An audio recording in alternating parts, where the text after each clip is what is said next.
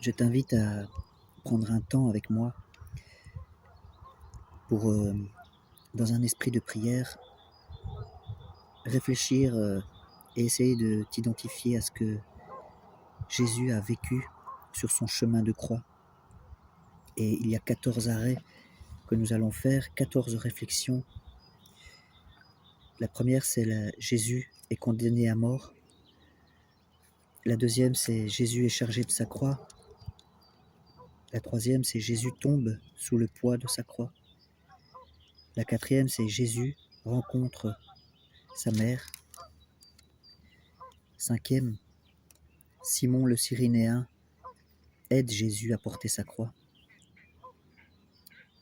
Le sixième arrêt, c'est où il y a une femme pleine de foi qui essuie la face de Jésus. Septième arrêt, Jésus tombe pour la seconde fois. Huitième arrêt, Jésus console les filles d'Israël qui le suivent. Neuvième, Jésus tombe pour la troisième fois. Dixième, Jésus est dépouillé de ses vêtements. Onzième arrêt, Jésus est attaché à la croix. Douzième arrêt, Jésus meurt sur la croix. 13e, Jésus est descendu de la croix et remis à sa mère. Et 14e arrêt, Jésus est mis dans le tombeau. Je t'invite vraiment à avoir maintenant un esprit de prière et d'écouter, de méditer ce qui va être dit. Quand Jésus est condamné à mort, il me faut considérer la soumission admirable de Jésus lorsqu'il reçoit cette injuste sentence. Il me faut tâcher de bien me persuader que ce ne fut pas seulement Pilate qui le condamna, mais que c'est moi et tous les pécheurs de l'univers qui demandaient sa mort. Alors il me faut lui dire maintenant, pénétré de la plus vive douleur: ô adorable Jésus, puisque ce sont mes crimes qui t'ont conduit à la mort, fais que je les déteste de tout mon cœur, afin que mon repentir m'obtienne pardon et miséricorde.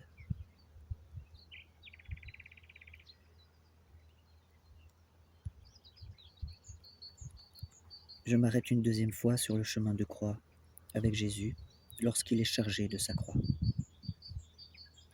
Il me faut considérer avec quelle douceur mon divin Maître reçoit sur ses épaules meurtries et pleines de sang le terrible instrument de son supplice, cette croix.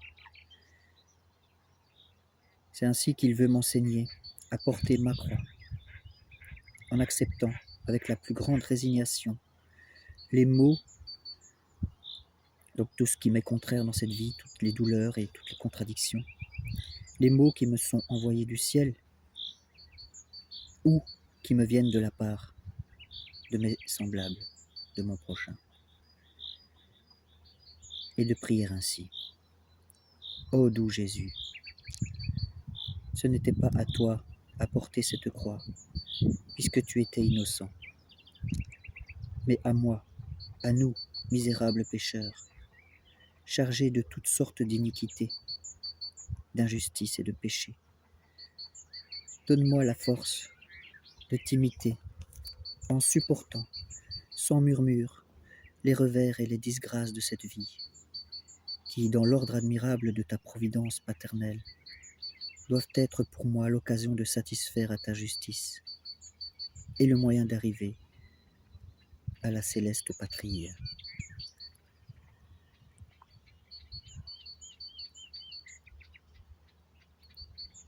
Je m'arrête une troisième fois avec Jésus, où Jésus tombe sous le poids de sa croix. Il me faut considérer Jésus-Christ entré dans la route du calvaire. Le sang qu'il avait répandu dans la flagellation et le couronnement d'épines l'a tellement affaibli qu'il tombe sous son pesant fardeau cette croix qu'il porte à ma place. Et il ne se relève qu'après les outrages les plus sanglants qu'il endure sans témoigner aucun sentiment d'indignation. Voilà comment il a voulu expier toutes nos chutes et nous apprendre à nous relever par les austérités de la pénitence quand nous avons eu le malheur de tomber dans l'abîme du péché. Il me faut prier ainsi. Ô bon Jésus, tends-moi une main secourable au milieu de tant de dangers auxquels je suis exposé. Daigne me fortifier dans mes faiblesses, afin qu'après avoir suivi courageusement sur le calvaire tes traces, je puisse goûter les fruits délicieux de l'arbre de vie et devenir éternellement heureux avec toi.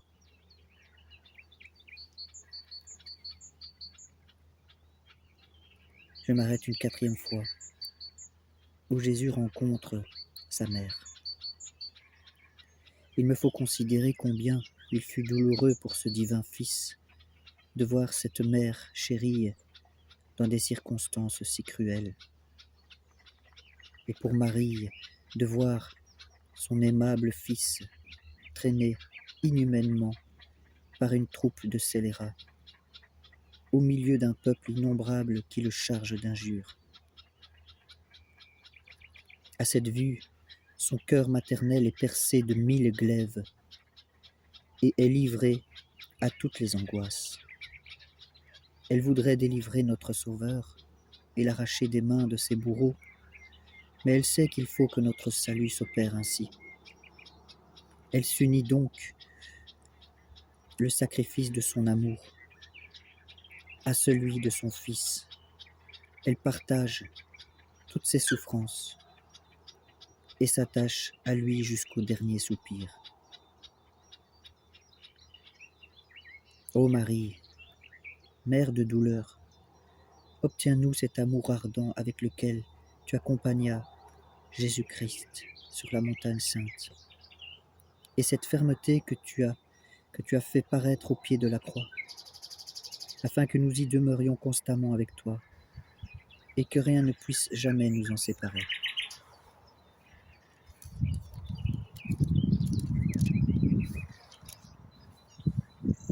Arrêtons-nous maintenant une 5e fois, où Simon, le Cyrénéen, aide Jésus à porter sa croix. Il nous faut considérer la grande bonté de Jésus envers nous. S'il permet qu'on l'aide à porter sa croix, ce n'est pas qu'il manque de force, car il est celui qui soutient l'univers. Mais il veut ainsi nous enseigner à unir nos souffrances aux siennes et à partager avec lui son calice d'amertume. Ô Jésus, mon Maître, tu as bu la coupe la plus amère, et tu ne m'en as laissé que la plus petite partie. Ne permets pas que je sois assez ennemi de moi-même pour la refuser. Fais au contraire que je l'accepte volontiers, afin de me rendre digne de participer au torrent de délices dont tu enivres tes élus dans la terre des vivants.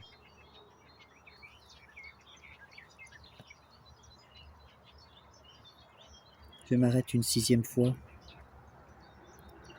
où il y a une femme qui essuie la face de Jésus. Il nous faut considérer aussi l'action héroïque de cette femme qui s'avance à travers la foule des soldats pour voir son divin maître. Elle l'aperçoit tout couvert de crachats, de poussière, de sueur et de sang. Un tel spectacle attendrit son âme jusqu'aux larmes. Et son amour, la mettant au-dessus de toute crainte, elle s'approche de Jésus, essuie le visage, défiguré, cette auguste face qui ravit tous les saints, devant laquelle les anges se couvrent de leurs ailes, ne pouvant en soutenir l'éclat. Souvenons-nous que Jésus avait dit « Celui qui m'a vu a vu le Père ». Ô Jésus, le plus beau des enfants des hommes, en quel état tu as été réduit, toi et ton amour, tout ça pour nous. Non, jamais tu n'as été plus digne de notre adoration et de nos hommages. Nous t'adorons donc, et prosternés devant ta divine majesté, nous te supplions d'oublier toutes nos offenses et de rendre à notre âme son ancienne beauté qu'elle a perdue par le péché le plus égoïste.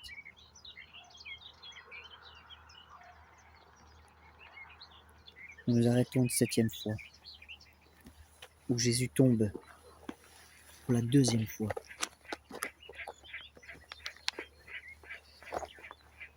Considérons l'homme, Dieu, succombant encore une fois. Contemplons cette sainte victime, étendue par terre sous le fait horrible du bois de son sacrifice. Exposée de nouveau à la cruauté des soldats et de ses meurtriers. C'est encore pour nous donner des preuves de son amour infini que Dieu permet cette seconde chute.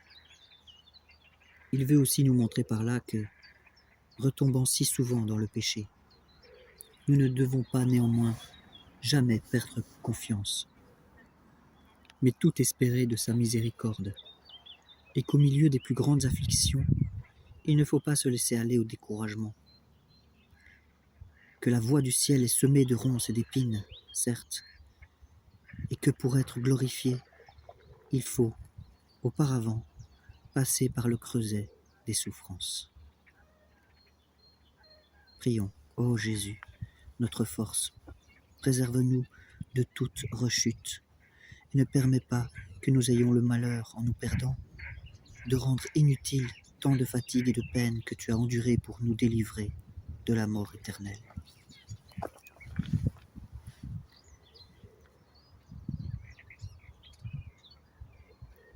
Je m'arrête avec vous une 8e fois où Jésus console les filles d'Israël qui le suivent. Admirons ici la générosité incomparable de Jésus. Il oublie, pour ainsi dire, ses propres souffrances, afin de ne s'occuper que de celles des saintes femmes, et de leur procurer les consolations dont elles ont besoin dans le grand abattement où son état déplorable les a jetées. En leur recommandant de ne pas pleurer sur lui, mais plutôt sur elles-mêmes et sur leur perfide patrie, il nous fait sentir que son cœur serait peu sensible à notre compassion si nous ne commencions par pleurer nos péchés, qui sont la cause de ces douleurs. Je prie en disant, ô aimable Jésus, vrai consolateur des âmes affligées, daigne jeter sur nous des regards de tendresse et de miséricorde. Fais-nous la grâce de t'accompagner constamment sur le chemin de la croix, avec les filles de Jérusalem, afin d'y entendre comme elles des paroles de vie et d'y jouir de tes ineffables consolations.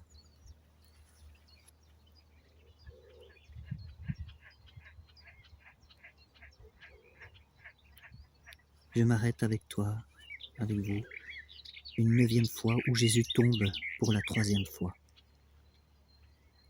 Considérons l'adorable Jésus arrivé au sommet du calvaire. Il savait qu'il allait être crucifié. Il jette alors ses regards sur le lieu où il va être bientôt sacrifié à la fureur de ses ennemis. Ce qui l'occupe en ce moment, ce sont nos chutes sans fin et l'inutilité de son sang pour un si grand nombre de pécheurs. Cette pensée cruelle le consterne et afflige son tendre cœur plus que tous les supplices qu'il doit encore souffrir. Elle jette son âme dans une si profonde tristesse et dans un si cruel abattement que ses forces venant à lui manquer, comme dans son agonie, il se laisse aller, la face contre terre. Ô Jésus, victime d'amour, voici donc comment tu es allé être immolé pour le salut des hommes. Daigne nous appliquer les mérites de ton sacrifice dans le temps, afin que nous puissions nous afin que nous puissions t'offrir celui de nos louanges pendant l'éternité.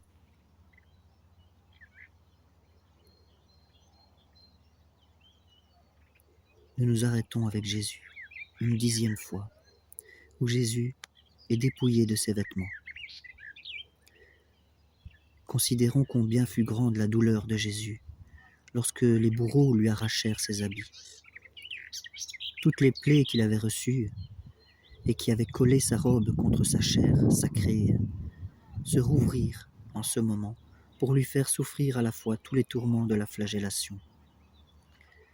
Mais ce qui lui fut encore bien plus sensible, ce fut de se voir exposé à la vue d'une foule immense de spectateurs. Ô Jésus, divin agneau, nous voilà donc parvenus au lieu de ton supplice, sans que tu aies ouvert la bouche pour te plaindre.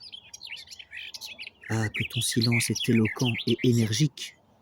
Avec quelle force ne nous prêche-t-il pas la nécessité de réprimer nos impatiences et nos murmures?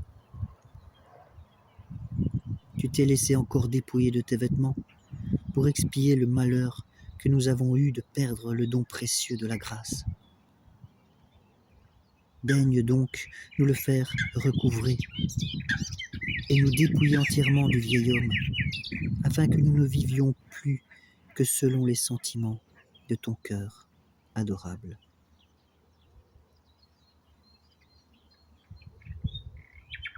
Nous nous arrêtons une 11e fois où Jésus est maintenant attaché à la croix.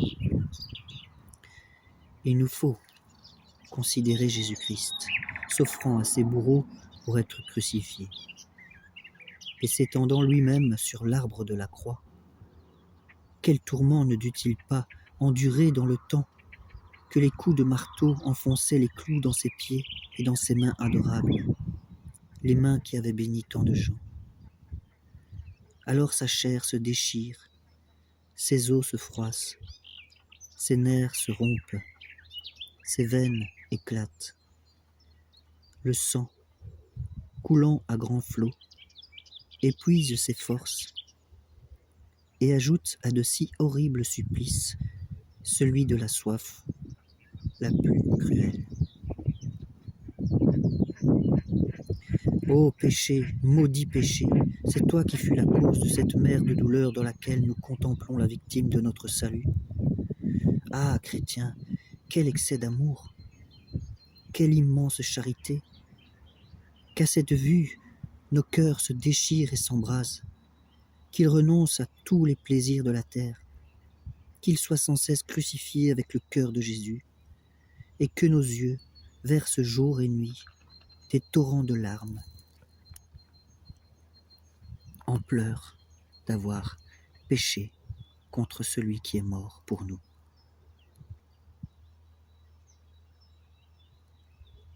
Nous nous arrêtons une 12e fois où Jésus meurt sur la croix. Il nous faut encore considérer Jésus, le Dieu de toute sainteté, expirant entre deux scélérats. Et admirons la douceur et la force de son amour. Il demande à son Père le pardon. Père, pardonne-leur, car ils ne savent pas ce qu'ils font.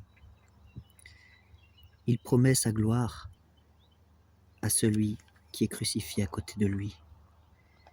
Il recommande sa mère à Jean, son disciple bien-aimé. Il remet son âme entre les mains de son Père. Il annonce que tout est consommé et il expire pour nous. Dans le même instant, toutes les créatures publient sa divinité. La nature entière s'attriste et semble vouloir s'anéantir en voyant expirer son Créateur. Ô pécheur, n'y aurait-il que toi qui demeurerais insensible à ce spectacle si attristant? Jette un regard sur ton Sauveur, vois l'état affreux où tes crimes l'ont réduit.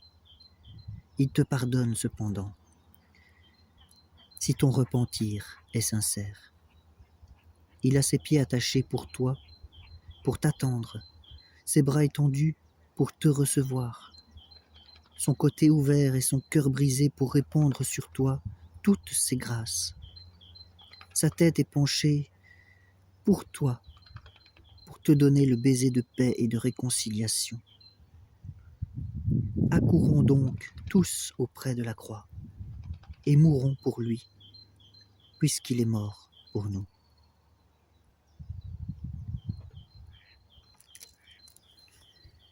Nous arrivons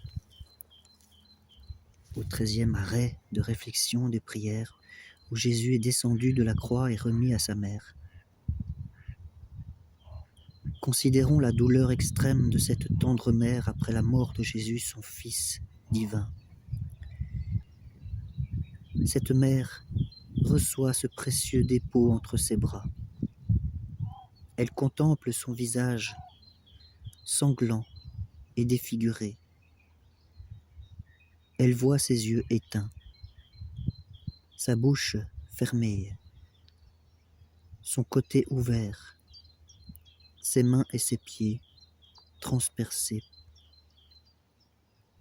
Cette vue est pour elle un martyre qu'on ne peut comprendre et dont Dieu seul peut connaître tout le prix. Ô Marie, c'est nous qui sommes la cause de ton affliction, et ce sont nos péchés qui ont transpercé ton âme en attachant Jésus-Christ, ton Fils, à la croix. Daigne, ô Mère de miséricorde, obtenir notre pardon et nous permettre d'adorer dans tes bras ton amour crucifié. Imprime tellement dans nos âmes les douleurs que tu ressentis au pied de la croix, que nous n'en perdions jamais le souvenir.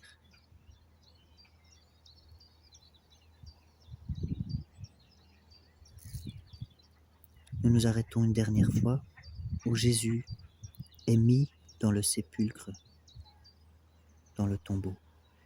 Voici donc Jésus, notre cher Sauveur, notre Rédempteur. Voici donc où repose ton corps adorable, le précieux gage de notre salut. Fais que notre plus grande consolation dans cette vallée de larmes soit de nous occuper des supplices et de la mort ignominieuse que tu as endurée pour nous racheter. Et parce que tu n'as voulu être placé dans un sépulcre nouveau que pour nous faire connaître que c'est avec un nouveau cœur que nous devons approcher de toi dans le sacrement de ton amour. Daigne nous purifier de toutes nos tâches et nous rendre dignes de nous asseoir souvent à ton banquet sacré qu'est l'Eucharistie. Ensevelis dans ce même tombeau nos péchés les plus infâmes et nos convoitises, afin que, mourant à nos passions et à toutes les choses d'ici-bas, pour mener avec toi une vie cachée en Dieu, nous méritions de faire une fin heureuse par ta grâce et de te contempler à découvert dans la splendeur de ta gloire. Ainsi soit-il. Amen. En lui, par lui et avec lui. Amen. Dans l'unité du Saint-Esprit. Amen. Tout honneur et toute gloire